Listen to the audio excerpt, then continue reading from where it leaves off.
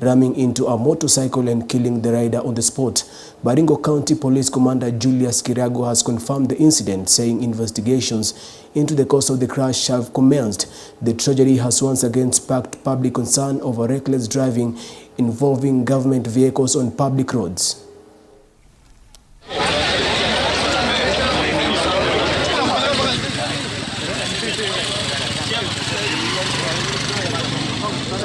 Serikali ifuatilie maneno kwa undani ili haki itendeke. Yule ambaye alihusika kwa mambo haya aweze kuchukuliwa hatua ile inafaa, kwa sababu hii ni mambo ambayo maisha hawezi rudi vile ilikuwa. Hii gari yetu ya serikali iligonga kijana akiwa kwa mkono yake. So hata hakuna kusema maneno mengi. Kweli inaonekana. Na si mara ya kwanza. It has been imekuwa mara mingi sana. So ombi langu ni kwamba hizi magari ya serikali GK hata na za county government siweze kwenda kwa utaratibu. Instead of the police vehicle staying on the scene, it was driven away from the scene, covering some, it means that there was an ulterior motive. It's quite unfortunate. Tunajua hakuna pole ambaye inaweza rudisha uhai wa huyo kijana ambaye tumeweza kupoteza. Ni kijana mdogo ambaye najua nina hakika hapo na familia yake kidogo ambaye wanamtegemea, na hata sasa labda walikuwa nangojea kuja lete unga ndio waweze kupata mkate wake wa lunch. So kwa niaba ya police service nasema pole sana, na niseme kwamba uchunguzi President William Ruto has hit out at the opposition, accusing its leaders of advancing tribal politics and inciting Kenyans along ethnic lines. Speaking in Busia County, where he launched several development projects on the second day of his tour of the region, the president said his administration remains focused on uniting the country through development. Ruto also expressed confidence that he will secure re-election in 2027, saying his coalition's strength and unity will guarantee victory. Barabarani. Kusafirishwa nyumbani mbio. Ama namna gani? Ndio mimi nawaambia hao wapinzani wangu. Jameni, tulizeni boli, mambo bado. Ama namna gani? Si ndio? Watulize boli, mimi niko na kazi. Acha kwanza nijenge soko ya Busia. Niunganishe stima. Hii barabara ya Magoro nijenge. Hii housing ya hapa Malaba ninue. Hiyo kazi tukimaliza tutakutana na nyinyi 2027 na mapema na asubuhi. And into matters politics is that the Orange Democratic Movement has reaffirmed its commitment to the broad-based government, declaring that it is in to stay. Speaking at the Jaramogi Oginga Odinga Foundation, members led by Migori Senator Eddie Okech said they are backing the broad-based arrangement for national development, even as the party continues to mourn its late leader Raila Odinga. This comes at a time when some members within the two-decade-old movement, long defined by the late Raila Odinga's political legacy, have expressed opposition to the broad-based arrangement. Our reporter Lisa Koki has more details. Migori Senator Eddie Okech has assured Kenyans that the ODM party, under the leadership of Dr. Oburu Odinga, will work with the government through the broad-based administration to drive development across the country. Kama chama, tuko na leader wetu ambao tumewekewa na NEC ambaye anaitwa Dr. Oburu Oginga. Baba alionelea vizuri kwamba as a country tupate peace, tukae katika broad-based government. Na nina furaha kwamba vijana wa Nairobi wameshikilia hapo wakisema tusimame hapo katika broad-based government. During a meeting held at the Jaramogi Oginga Odinga Foundation and attended by the ODM youth members, Senator Okech said the gathering was meant to offer condolences to the ODM family following the death of former Prime Minister Raila Odinga. He emphasized that the need for unity within the party, noting that the discussion focused on development in education, youth empowerment and compensation. Tumekuwa kwa majonzi mingi sana kama watu wa baba baada ya kupoteza baba. Apologies for that technical hitch. And moving on, the Jubilee Party branch in Kisii County has officially thrown its weight behind former Interior Cabinet Secretary Fred Matiang'i, endorsing him for the presidency come 2027. The endorsement was made during a meeting in Bogia Kumu Ward, Bonchari Sub-County, where party officials urged residents to register as voters in readiness for the upcoming elections. A Jubilee women's group led by County Chairperson Lois Manyange announced plans to conduct door-to-door campaigns to mobilize voter registration, especially among the youth and the elderly, an initiative that has since been praised by the Abagusi Council of Elders, who termed civic participation as key to good leadership.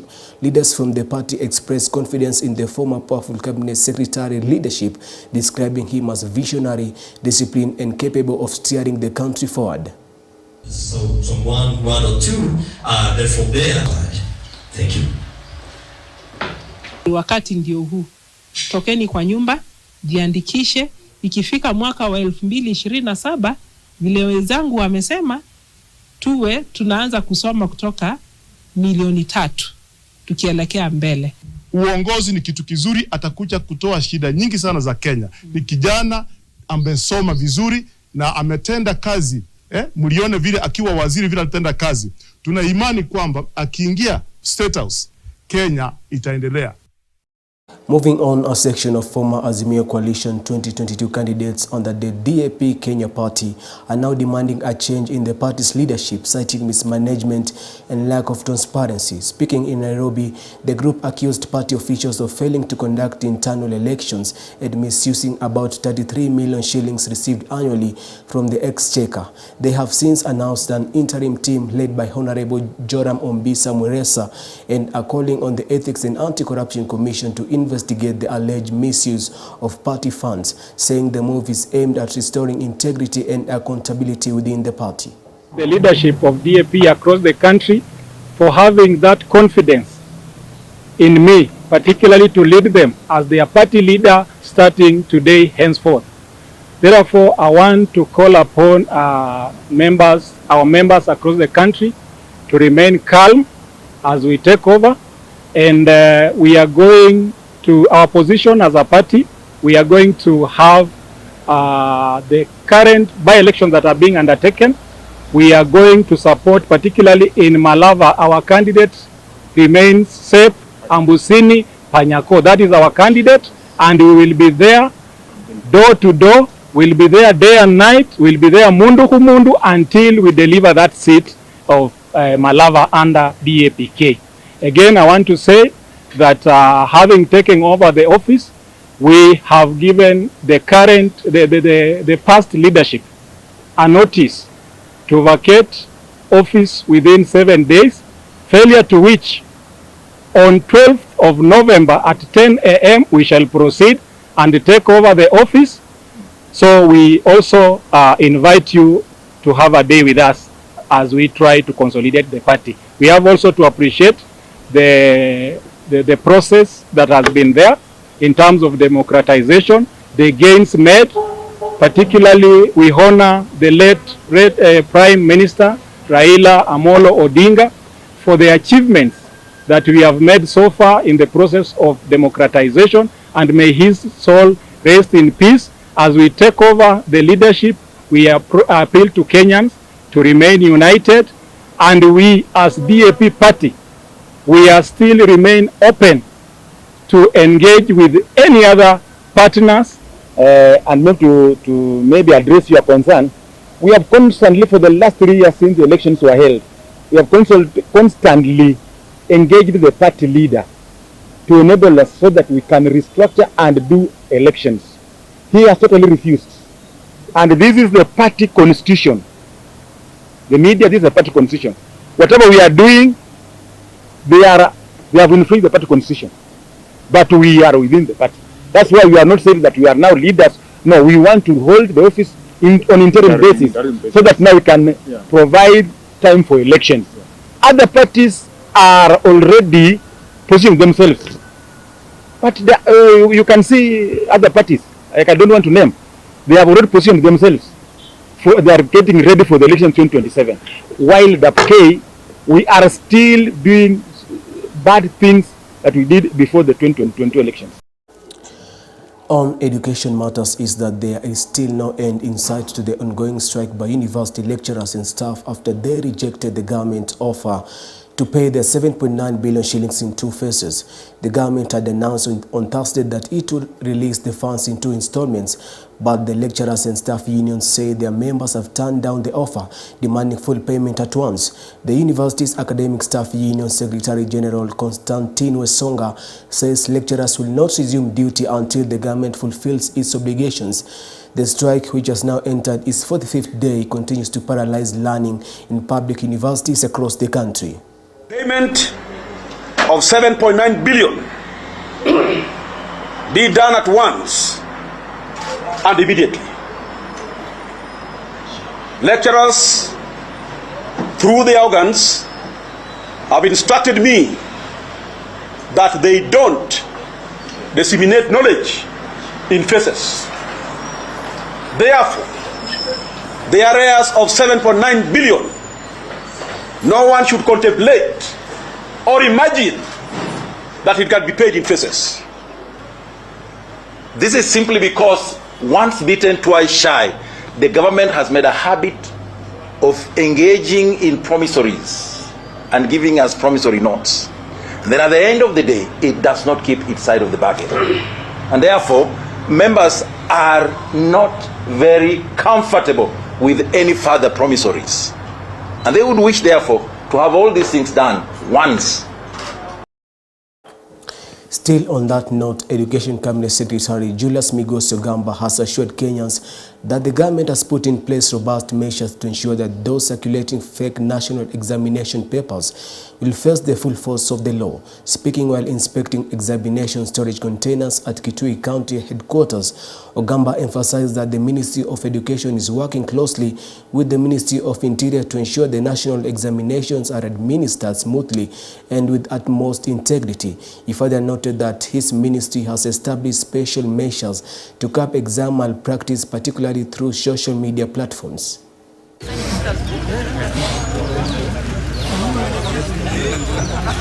We are aware of attempts to circulate counterfeit papers through online platforms. I wish to assure the country that these materials are fake and ineffective in misleading candidates. Those who attempt to compromise examination integrity will face the full force of the law. A chief magistrate at the Tigania Law Court has withdrawn from a high-profile case in which a suspect, Maurice Muika Gitonga, is accused of setting a 5-year-old girl on fire last month in Meru County. Chief Magistrate James Macharia cited growing threats to his life and concerns over the safety of prosecutors as the reason for stepping aside, saying that continuing with the matter in Tigania posed a serious security risk. He added that the case has attracted intense public attention and mounting online pressure, noting that the accused runs a business near the courthouse, a situation he fears could lead to confrontation between enraged residents and the justice system. The case has since been transferred to the Meru High Court, but the suspect will remain in custody for 14 more days as authorities assess security concerns surrounding his possible release on bail.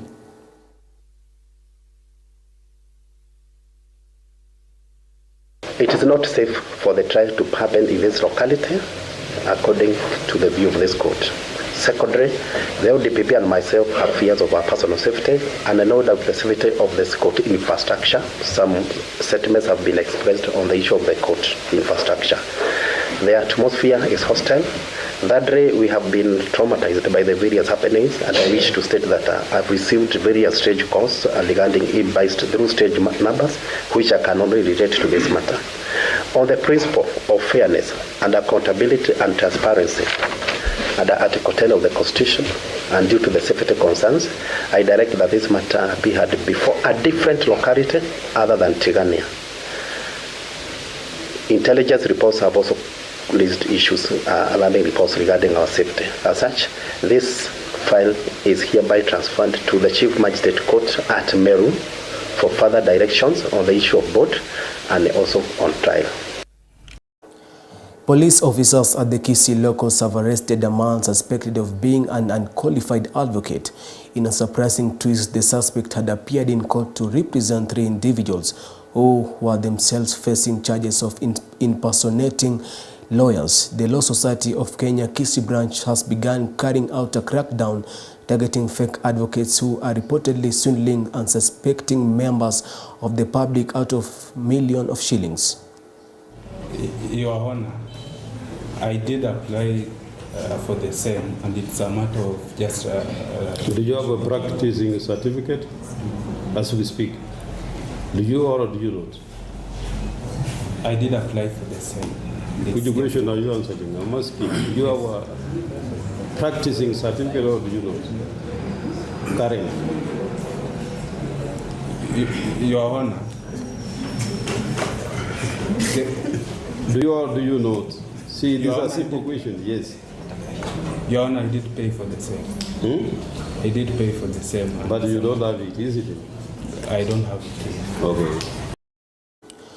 First Lady Rachel Ruto today presided over the handover of cochlear implant devices worth 120 million shillings, a donation set to restore hearing and hope to dozens of Kenyan children living with hearing impairments. The devices, donated by Her Royal Highness Prince Raila Asma of Morocco under the Voice of Children program, were presented to the Ministry of Health ahead of the Prince's official visit to Kenya next week.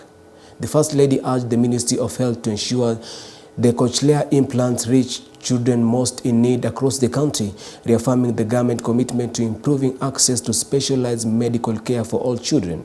Excellency President William Ruto, I wish to extend our deepest gratitude to Her Royal Highness Princess Raila Asma of Morocco for this generous donation of cochlear implants valued at over 120 million shillings. For the children and families who will benefit, it means hearing, laughter, music, and the voices of loved ones, some for the very first time. We also commend our Ministry of Health for its commitment to ensuring that these cochlear implants reach deserving children across the country. The ministry's support in coordinating both the surgical procedures and the essential post-surgery therapy will enable beneficiaries to fully embrace a new phase of life, one defined by sound, connection, and opportunity. Public health system in Siaya County is on the brink of collapse as the nurses' strike enters its 5th week, leaving thousands of residents without access to essential medical services. According to the Kenya National Union of Nurses Siaya branch, the strike was sparked by unresolved issues including unpaid third-party deductions and alleged physical assault on nurses during peaceful demonstrations. Led by branch chairman Dennis Omolo, the nurses have accused the county government of negligence and are demanding that it honors the return-to-work formula and the collective bargaining agreement, insisting they will not resume duty until all grievances are fully addressed. The prolonged industrial action has forced many families to seek treatment in costly private hospitals, with residents now pleading with Governor James Orengo to intervene and resolve the impasse before more lives are lost. For more than a month now, when our hero Raila Odinga passed, we decided to suspend our strike to mourn with the community so that we could offer our services to cater for any emergencies that would come up. After that, we decided now to resume our strike, and this is our first demonstration since we suspended our strike. There are a number of issues that the employer is aware that they ought to implement for nurses to resume their duties. Our nurses were previously beaten here in this institution by goons which were sent by the county government of Siaya. That issue has not been tackled. We also have third-party deductions, the amount of money that is always deducted from our salaries monthly. Siaya County government is fond of only making payments of the net salary after the deductions. And these deductions, we don't know whether it is utilized by individuals or it is diverted to other projects, which is a crime on its own. We are asking Siaya County government to kindly consider remitting all the pending statutory deductions so that our members can get services from the various agencies. Our SHA is not functioning. We as health workers, we are offering medical services to patients and the community. Unfortunately, we are not able to access the very services that we offer. And that is so unfortunate. We are not ready to resume duties if that one is not sorted out. We are not ready to resume duties if our bank loans that are being deducted from our salaries are not remitted to various banking facilities. Our members today cannot even get their salaries. Once salaries are paid, it is deducted to pay for the previous and pending loans that have not been remitted by the employer. Our members are suffering, and that we have said we are not ready to sit on any negotiation table until that one is met. On to agricultural matters is that farmers in Tega, Tenterol tea factories in Kericho County have welcomed the Ministry of Agriculture's decisions to audit all Kenya Tea Development Agency (KTDA) factories across the country. This comes in the wake of disappointing bonus payments for the 2024-2025 financial year, a move that has sparked outrage among tea growers. The farmers have also strongly criticized KTDA directors from the eastern region for what they term as unacceptable remarks directed at Agriculture Principal Secretary Dr. Paul Rono following his call for a nationwide audit of the factories. They maintain that Dr. Rono was right to demand accountability, accusing some KTDA directors of mismanaging funds meant for farmers. I want to thank the PS for Agriculture, Dr. Paul Rono, for the first time. He has come out to ask questions that quite a number of us have been asking. They keep telling us that loans have been borrowed without the farmers' knowledge, without the farmers' approval. Our PS who should get first-hand information will always visit a tea bank center, will always get a microphone to respond to issues affecting the farmers. Tumelalamika sana kama wakulima kwa sababu we believe kwamba Tegatu wanatunyanyasa kama wakulima. Imagine mtu unalipwa 14 shillings. When you compare with the east unapata mtu anapata 53%. 53 shillings. So sisi tumelalamika sana, na hii tunaomba PS wetu wa agriculture, PS Rono, tunakuaminia sana. Utusaidie sisi kama wakulima. Pesa ya wakulima imeenda chini sana, na wakulima wanachuna quality kutoka miaka kwenda na kurudi. Leo tunataka kusema haki yetu ya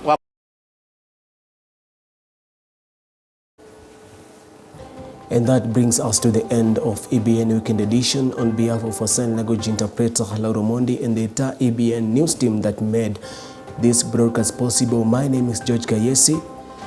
Goodbye and God bless.